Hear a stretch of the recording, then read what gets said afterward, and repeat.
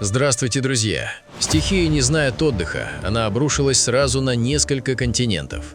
Землетрясения, штормы, извержения и наводнения – все это происходит буквально каждый день. Природа будто сражается за свое место, разрушая, сметая и переписывая карту планеты. И сегодня мы посмотрим, как она делает это снова.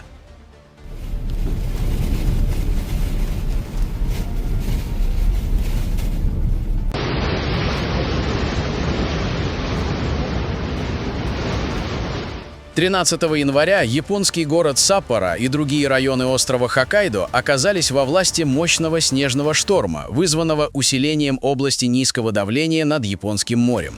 Интенсивный снегопад, сопровождавшийся шквалистым ветром со скоростью до 25 метров в секунду, привел к резкому ухудшению видимости и масштабным перебоям в работе транспортной инфраструктуры. Всего за сутки в Саппоро выпало более 40 сантиметров свежего снега. Это заставило муниципальные службы вывести на улицы весь парк снегоуборочной техники для расчистки основных магистралей и трамвайных путей. Из-за экстремальных погодных условий оператор железных дорог JR Hokkaido был вынужден отменить движение более 120 поездов. Международный новый аэропорт Читосе отменил десятки внутренних и международных рейсов. Непогода спровоцировала многочисленные инциденты на дорогах. На скоростных шоссе Хоккайдо зафиксированы десятки случаев заноса автомобилей и массовых столкновений, что заставило полицию временно закрыть несколько ключевых участков дорожной сети. В ряде сельских районов острова из-за налипания снега и падения опор линий электропередач без света остались около 5000 домохозяйств. Власти Саппоро призвали жителей воздержаться от выхода на улицу без крайней необходимости и проявлять особую осторожность при расчистке крыш от снега. В регионе сохраняется высокая опасность схода лавин. Согласно прогнозам Метеорологического агентства Японии, влияние холодного фронта сохранится некоторое время, а температура воздуха может опуститься до рекордных для этого сезона отметок.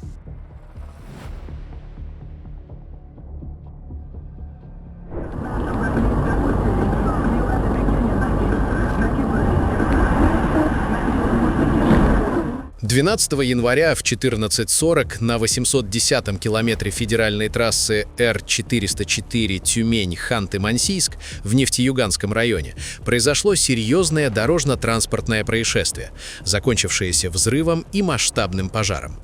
По официальным данным Госавтоинспекции Ханты-Мансийского автономного округа Югры, виновником катастрофы стал 41-летний водитель бензовоза МАН, который по неустановленным на данный момент причинам допустил выезд на полосу встречного движения.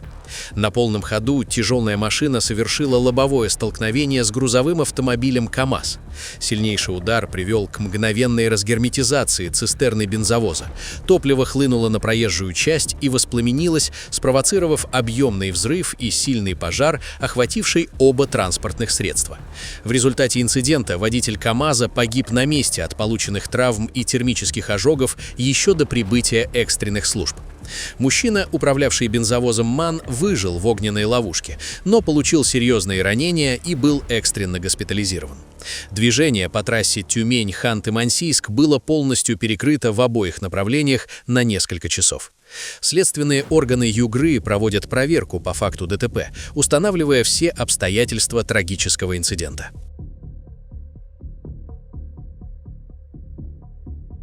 На южный берег Крыма обрушился снегопад и парализовал движение на ключевых участках дорожной сети Большой Ялты. Основной удар стихии пришелся на Гурзуф, Арианду, Никиту и поселок Сосняк, где из-за сочетания обильных осадков и резкого понижения температуры дорожное полотно мгновенно покрылось ледяной коркой и снежной кашей. Сложная ситуация сложилась на затяжных подъемах и крутых спусках трассы Симферополь-Алушта-Ялта. В районе Никитского ботанического сада и Гурзуфского моста зафиксированы многочисленные ДТП. Муниципальные службы Ялты перешли на экстренный режим работы, выведя на линии всю имеющуюся спецтехнику для обработки дорог противогололедными реагентами и расчистки снежных заносов. Особое внимание уделяется участкам в районе Сосняка и Арианды, где из-за особенностей рельефа скользкое покрытие представляет наибольшую опасность.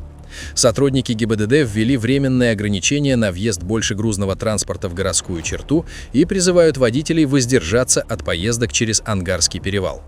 В самих поселках снегопад сопровождается налипанием мокрого снега на линии электропередач и деревья, что уже привело к локальным обрывам проводов и падению крупных веток в парковых зонах.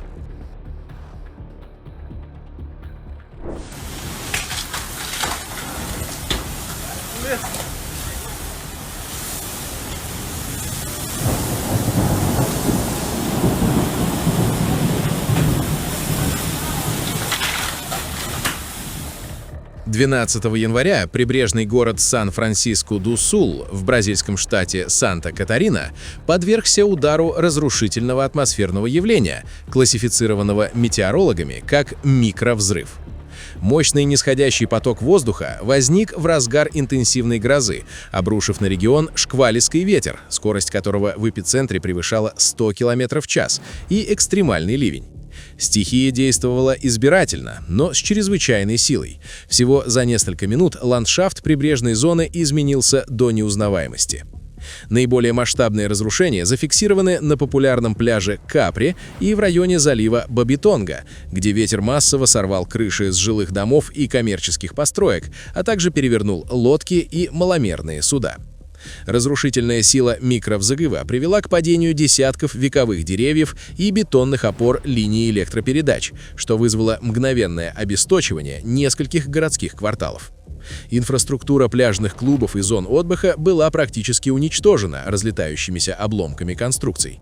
Несмотря на внезапность и интенсивность шторма, сообщений о погибших или пропавших без вести не поступало, нескольким жителям потребовалась медицинская помощь. Власти Сан-Франсиско-ду-Сул ввели режим чрезвычайной ситуации для ускорения расчистки дорог и восстановления энергоснабжения.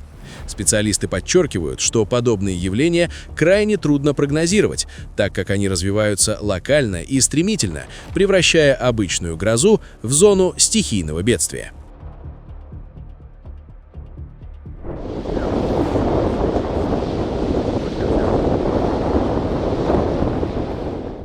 Во вторник турецкая провинция Сивас оказалась в эпицентре экстремальных зимних условий. В высокогорном районе Алтын-Яйла были зафиксированы аномальные снегопады, в результате которых толщина снежного покрова в отдельных местах достигла 3 метров. Циклон, сопровождавшийся метелями и резким понижением температуры, практически парализовал жизнь в сельской местности, полностью заблокировав транспортное сообщение с десятками отдаленных деревень и пастбищ. Огромные сугробы скрыли под собой первые этажи жилых домов и припаркованные автомобили, заставив местных жителей прорывать настоящие туннели в снегу, чтобы выйти из своих жилищ и добраться до хозяйственных построек. Ситуация в районе Алтын-Яйла потребовала мобилизации всех имеющихся ресурсов дорожных служб и подразделений по чрезвычайным ситуациям. Спецтехника работает в круглосуточном режиме, пытаясь расчистить ключевые артерии, однако сильный ветер и непрекращающиеся осадки сводят усилия дорожников к минимуму, мгновенно заметая расчищенные участки. Власти провинции сообщают о перебоях в электроснабжении из-за обрывов линий под тяжестью налипшего снега и падения опор. Несмотря на суровость стихии, местные фермеры выражают надежду, что такие обильные осадки помогут восполнить запасы подземных вод и обеспечат благоприятные условия для сельского хозяйства в весенний период. На данный момент в регионе объявлена чрезвычайная ситуация. Жителям рекомендовано не покидать свои дома без крайней необходимости из-за высокой опасности схода лавин. –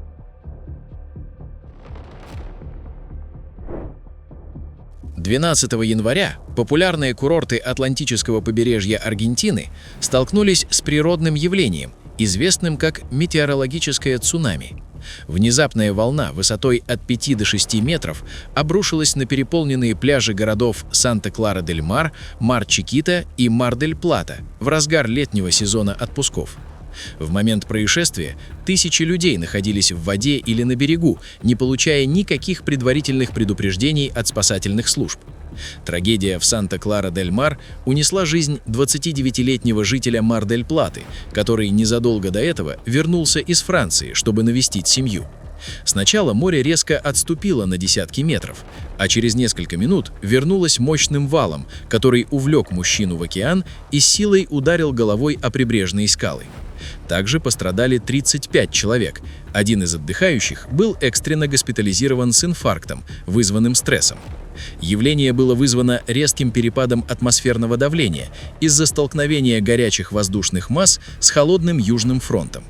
Власти провинции Буэнос-Айрес заявили, что предсказать подобные локальные аномалии практически невозможно и призывают туристов к максимальной бдительности при любых необычных изменениях уровня моря.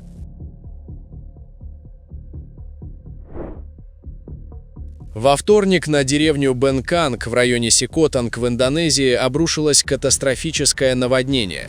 Стихийное бедствие было спровоцировано аномально интенсивными ливнями, продолжавшимися более 10 часов. Это привело к резкому подъему уровня воды в местных реках и прорыву естественных барьеров в горной местности Пингантоп. Потоки воды, смешанные с камнями и грязью, ворвались в населенный пункт, за считанные минуты затопив сотни жилых домов. Уровень воды в низменных частях деревни Бенканг превысил 1,5 метра, достигнув крыш небольших строений. Это заставило жителей экстренно эвакуироваться на возвышенности и холмы в условиях практически полной темноты из-за вышедшей из строя системы электроснабжения. Региональное агентство по ликвидации последствий стихийных бедствий Западного Ломбока совместно с полицией и волонтерами развернуло масштабную спасательную операцию. Однако доступ к пострадавшему району крайне затруднен. Единственная подъездная дорога оказалась перекрыта селевыми потоками и поваленными деревьями. Наводнение уничтожило десятки гектаров сельскохозяйственных угодий и привело к массовой гибели домашнего скота. Информации о погибших на данный момент жителях не поступало, но спасатели продолжают поиски нескольких человек, связь с которыми была потеряна в разгар шторма. Власти округа объявили режим чрезвычайной ситуации и призвали жителей соседних деревень к немедленной эвакуации, так как метеорологические прогнозы на 14 января указывают на сохранение высокого риска новых внезапных паводков и оползней в горном районе Сикотанг. Ситуация в регионе остается крайне напряженной. Сотни пострадавших нуждаются в питьевой воде, медикаментах и временном убежище. На острове Ява зафиксирована активизация одного из самых опасных вулканов Индонезии – Мерапи. Согласно данным Центра исследований и развития технологий геологических катастроф, вчера вулкан произвел мощный выброс раскаленных материалов, сопровождавшийся сходом лавового потока. Инструментальные замеры сейсмической активности в момент извержения показали максимальную амплитуду в 41 мм, а общая продолжительность события составила 123 секунды. Раскаленная масса преодолела дистанцию около 1000 метров, стекая по юго-западному склону горы в направлении русла реки Бебенг. В связи с нарастающей нестабильностью власти сохраняют 3-й уровень вулканической опасности. Специалисты предупреждают о высокой вероятности схода пирокластических потоков и камнепадов, которые могут представлять прямую угрозу для жизни в радиусе 7 километров от вершины в юго-западном секторе. Местным жителям и туристам строго запрещено посещать опасные зоны, а тем, кто проживает вблизи русел рек Бойонг, Красак и Бибенг, рекомендовано проявлять повышенную бдительность из-за риска возникновения лохаров. В ночь с 11 на 12 января эквадорский город Гуаякиль столкнулся с последствиями сильных и продолжительных ливневых дождей, которые привели к образованию масштабных скоплений воды и локальным наводнениям как минимум в 15 районах. Интенсивные дожди, начавшиеся вечером воскресенья и продолжавшиеся до утра понедельника, принесли до 92,7 мм осадков, что стало серьезным испытанием для городской дренажной системы, которая не справилась с аномальным объемом воды. Основной удар стихии пришелся на коммерческие и жилые зоны, расположенные в низинах и вдоль русел пересохших обычно ручьев. В число наиболее пострадавших районов вошли Виа-Ала-Коста, Альбаранда и северные пригороды. Уровень воды на некоторых улицах и перекрестках поднялся до полуметра, что практически полностью парализовало автомобильное движение и работу общественного транспорта. Вода проникла в гаражи и на первые этажи зданий, нанеся значительный материальный ущерб жителям. Муниципальные службы по управлению рисками и Департамент пожарной охраны Гуаякиля оперативно направили бригады на места подтоплений для оказания помощи населению и расчистки засоренных стоков. Информации о погибших или серьезно пострадавших в результате наводнения не поступало. Синоптики предупреждают о сохранении периода высокой интенсивности осадков в прибрежном регионе Эквадора в связи с наступлением влажного сезона. Это повышает риск повторных подтоплений в ближайшие дни.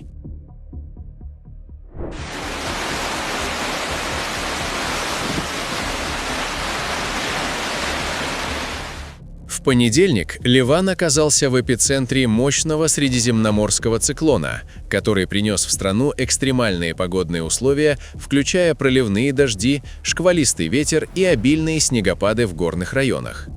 В столице страны, Бейруте, наиболее драматичная ситуация сложилась в прибрежном районе Роше. Ураганные порывы ветра, достигавшие скорости 90-100 км в час, вызвали гигантские волны, которые обрушились на набережную, выбрасывая на проезжую часть камни, песок и мусор. Из-за разгула стихии ливанские власти были вынуждены временно закрыть движение по корнишу для пешеходов и автомобилей, так как мощные потоки воды и падающие рекламные щиты создали прямую угрозу для жизни. В нескольких кварталах города зафиксированы случаи падения деревьев на припаркованные машины и обрывы линий электропередач, что усугубило и без того сложную ситуацию с энергоснабжением в столице. Циклон нанес удар не только по побережью, но и по внутренним районам страны. В долине Бекаа и горных хребтах Ливана прошли интенсивные снегопады, которые привели к блокировке ключевых международных трасс, связывающих Бейрут с Дамаском. Горные перевалы на высоте более 1200 метров стали непроходимыми для легкового транспорта. В низинных районах страны, особенно в северных провинциях, ливни вызвали резкий подъем уровня воды в реках и затопление сельскохозяйственных угодий. Несмотря на масштаб разрушений и инфраструктурный хаос, официальных данных о погибших не поступало. Метеорологическая служба при аэропорту Бейрута предупредила, что ожидается дальнейшее понижение температуры и усиление шторма на море, в связи с чем работа морских портов в Бейруте и Триполи была полностью приостановлена. 12 января индонезийский мегаполис Джакарта и его город-спутник Тангеранг оказались под влиянием сильных муссонных дождей. Начавшиеся в ранние утренние часы понедельника, проливные дожди спровоцировали масштабные наводнения, парализовавшие жизнь в нескольких жилых и деловых районах. Основной удар стихии пришелся на Тангеранг, где из-за переполнения дренажных каналов и выхода из берегов местных притоков уровень воды на улицах быстро поднялся до 40-80 сантиметров. Особенно сложная ситуация сложилась в жилых комплексах района Чили-Дук и на ключевых магистралях, связывающих Тангеранг с центром Джакарты. Сотни мотоциклистов и водителей легковых автомобилей оказались заблокированы потоками воды, на дорогах образовались многокилометровые заторы. Региональное агентство по ликвидации последствий стихийных бедствий направило в пострадавшие районы спасательные команды для эвакуации жителей. Инфраструктурный коллапс дополнился локальными отключениями электроэнергии, предпринятыми государственной компанией в целях безопасности, чтобы предотвратить случаи поражения током в затопленных зонах. В ряде районов Джакарты, таких как Западная Джакарта и прибрежные сектора, подтопления вызвали сбои в работе общественного транспорта. Несмотря на масштаб разгула водной стихии, сообщений о жертвах не поступало. Метеорологическое агентство Индонезии предупреждает, что пик сезона дождей еще не пройден, и призывает жителей агломерации Большой Джакарты сохранять повышенную бдительность из-за прогнозируемых новых ливней, которые могут осложнить ситуацию.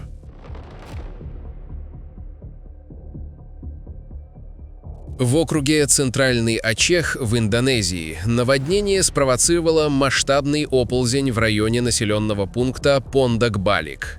Образовался гигантский овраг, который вплотную приблизился к дорожному полотну, фактически отрезав жилой сектор от основных транспортных артерий региона. Провалы грунта произошли из-за критического переувлажнения почвы после многочасовых тропических ливней, которые вызвали стремительный подъем уровня воды и размыв основания дороги. В результате перекрытия дороги из-за риска дальнейшего обрушения сообщение между деревнями Пондак-Балик и Пиге-Синг оказалось прервано. По сообщениям регионального агентства по ликвидации последствий стихийных бедствий, огромная расщелина в земле создала прямую угрозу обрушения для нескольких жилых домов, расположенных в непосредственной близости от края обрыва. Власти округа были вынуждены экстренно эвакуировать десятки семей в пункты временного размещения из-за риска дальнейшего расширения оврага.